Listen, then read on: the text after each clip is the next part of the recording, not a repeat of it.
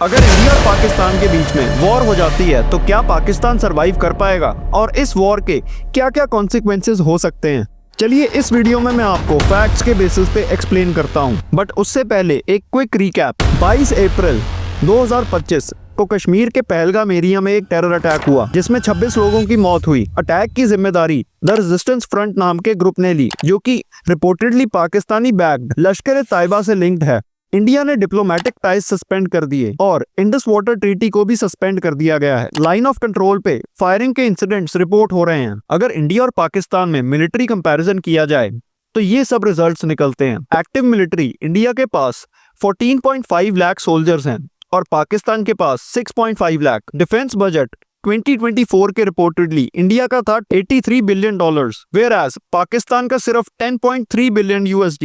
India के पास 580 से ज्यादा फाइटर एयरक्राफ्ट हैं, यही पाकिस्तान के पास सिर्फ 355 से ज्यादा। 4700 से ज्यादा इंडिया के पास टैंक्स हैं और पाकिस्तान के पास 2400 से ज्यादा। इकोनॉमिक स्ट्रेंथ की बात की जाए तो इंडिया की GDP 2025 में एस्टिमेटेडली 3.9 ट्रिलियन USD है, वहीं पाकिस्तान की GDP सिर्फ 320 बिलियन USD। इकोनॉमिक पावर में इंडिया पाकिस्तान से लगभग 12x ज्यादा है। अब कई लोग सोचेंगे कि इससे क्या ही फर्क पड़ता है, मगर ये एक सिग्निफिकेंट पॉइंट है। इसका सिंपल मतलब है इंडिया एक लंबी वॉर फाइनेंशियली अफोर्ड कर सकता है, वेयरएज पाकिस्तान के लिए सर्वाइवल एक्सट्रीमली डिफिकल्ट होगा, स्पेशली अगर वॉर बहुत लंबी चल जाती है। अब बात आती है एक्सटर्नल सपोर्ट की। पाकिस्तान को कहां से एक्सटर्नल सपोर्ट आ सकती है। चाइना डिप्लोमेटिक सपोर्ट दे सकता है, पर डायरेक्ट मिलिट्री इंटरवेंशन अनलाइकली है। यूएसए फोकस करेगा पीस मीडिएशन पे, ओपन मिलिट्री सपोर्ट नहीं देगा पाकिस्तान को। मिडिल ईस्ट कंट्रीज मॉरल या फाइनेंशियल एड से हेल्प कर सकते हैं पाकिस्तान की,